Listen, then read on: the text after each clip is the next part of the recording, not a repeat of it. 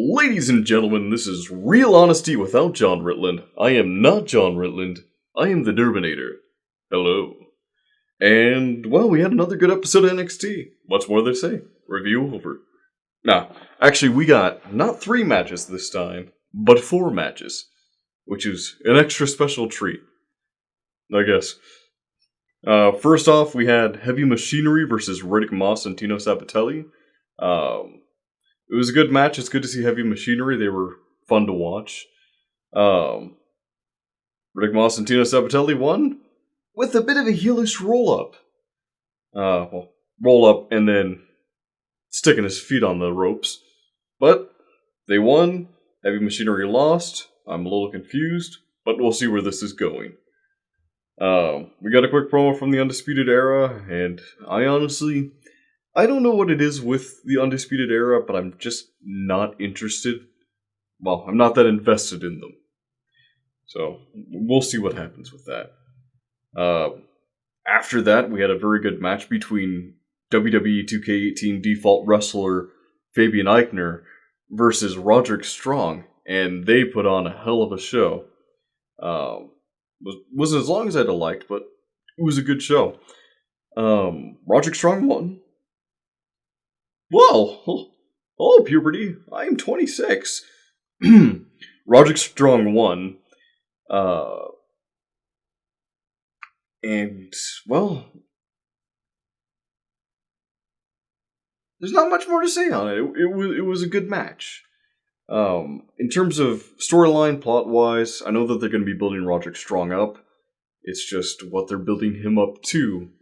That's the question, because right now he's not in the title picture.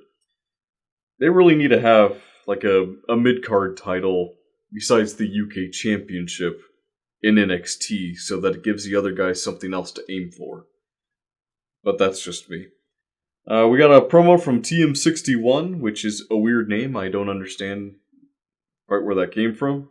Oh wait, no, hold on. Thornton Miller. Okay, never mind. Correction. I do know where that's coming from.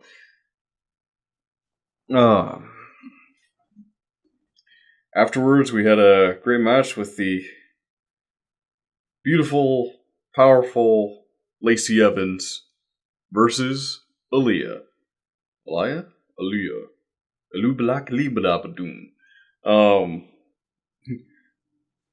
That one was also a great match. You don't mess with a I can't say former Marine. Once a Marine, always a Marine. Don't mess with a Marine. Because she's beauty, she's grace. She'll punch you in the face. And Lacey Evans wins with a solid knockout punch. Or as Mauro Ranallo called it, the Fist from Hades. Which is a terrific finishing move name. So, we'll see with that.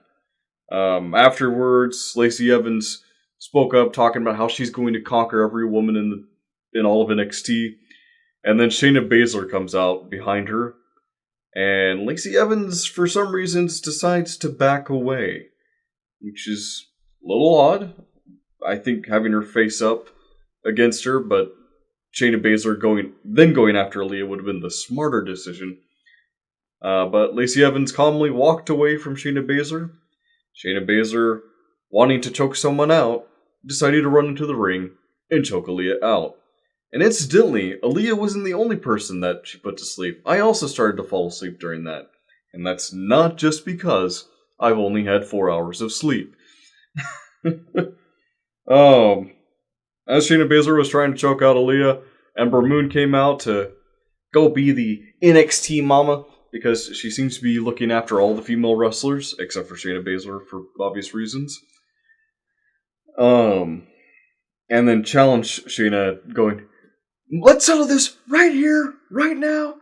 And Shayna Baszler, "I'm not gonna do it. I don't have my gear. I'm not gonna fight. I don't have my gear." Probably paraphrasing. I may have gotten her voice a little wrong, but close enough. Afterwards, we had a backstage promo with William Regal, and Zelina Vega comes up and tries to talk William Regal into letting Andrade Cien Almas fight Velveteen Dream instead of Johnny Gargano. William Regal did not grant this request, But she didn't have to wait long to get some sort of resolution. Because after she stomped off, Johnny Gargano comes out on a promo and says, well, I'm tired of all the doubters. And then challenges Velveteen Dream next week to become the number one contender for the NXT Championship. In other words, if he loses, he gives up the fact that he's now the number one contender. Which, either way, I'd like. I don't know why they're going to toss Velveteen Dream into this like that, but we'll see what happens with it. Because it means either Johnny Gargano is going to have to beat a crowd favorite, or Velveteen Dream wins over Gargano, and Gargano's momentum stops there. It's kind of a dumb move, in my opinion. Oh yes, and Johnny Boy, don't drop your mic until you're done talking. I believe it was right at the end of it, and he goes to say something, and then he drops the mic before he finishes his sentence. Timing. Timing is important. Then we got more recaps of the Undisputed Era, because we don't get enough of those, apparently. Street Profits versus Authors of Pain next. This one was a good match. Street Profits, despite the fact that they lost, looked really strong in this match and gave AOP an actual threat. Didn't last as long as it should have, but I say that a lot about matches. I think longer matches are better, but that's just me. Not too long, though. I find balance. Also, side note, Super Collider. When the Authors of Pain do it, when they pick up Montesfort and D'Angelo, and they just run them together, they're walking, and then boop, and then slam. Like, how is that hurting someone? Boop! Ow, my skin cells! Ew! Regardless, Authors of Pain won, and that was the last match of the night. Interested to see what's going to happen next week. Especially with Johnny Gargano opening up that challenge to Velveteen Dream. And, yeah, I think that about covers this week's episode of NXT. Did you like it? If so, leave a comment. Hit the like button. If you don't like me, hit the dislike button. But if you like John, but you don't like me, hit the like button anyway, because, I like to get him all the attention I can get. So, I am the Durbinator, this is Real Honesty without John Ritland, and I am not John Ritland, and you all have a great night.